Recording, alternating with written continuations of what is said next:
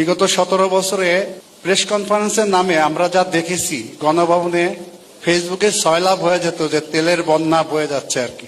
আশা করব আগামী দিনে আপনার বা বিএনপির যেসব প্রেস কনফারেন্স হবে সেখানে অনাকাঙ্ক্ষিত, যে আমাদের এক ভাই বলছে জাহাঙ্গীর, বিটের যারা আছে প্রেস কনফারেন্সে যেন তারাই আসতে পারে।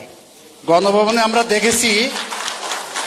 আমরা দেখতাম বিএফইউজে, ডিইউজে, প্রেস ক্লাবে সব রতি মহারথীরা আসতেন, তারা বিট কাভার করেন না আর কি।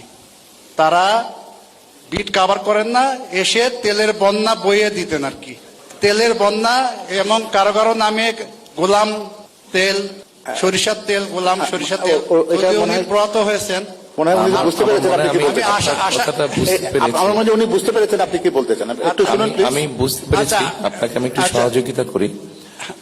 সেটা হচ্ছে যে দেখুন, আল্লাহর রহমতে বাংলাদেশের মানুষের সমর্থনে আমরা সরকার গঠনে সক্ষম হলে এখানে আপনারা যারা সংবাদ মাধ্যম কর্মী আছেন, সেটি মালিক, সম্পাদক এবং সংবাদকর্মী যতজন আছেন, আমার ব্যক্তিগতভাবে প্রত্যাশা থাকবে নিশ্চয়ই আপনাদের পরামর্শ থাকবে যাতে আমরা সঠিক সিদ্ধান্ত নিতে পারি।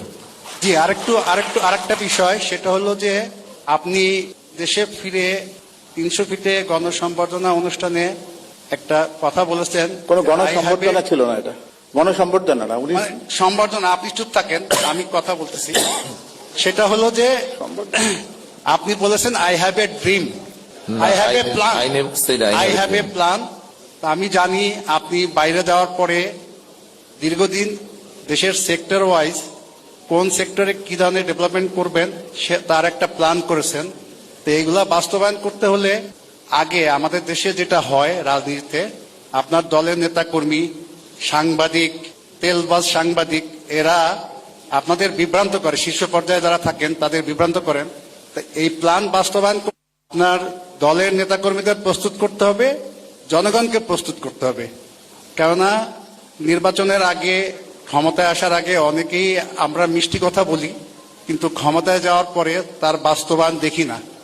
এইটা যাতে ভবিষ্যতে আপনার ক্ষেত্রে না হয়, জনগণের যে প্রত্যাশা 5ই আগস্টের পরে জনগণের যে প্রত্যাশা, সেই প্রত্যাশা যেন পূরণ হয়, সেদিকে আপনার দৃষ্টি থাকবে, সেই প্রত্যাশা রইল।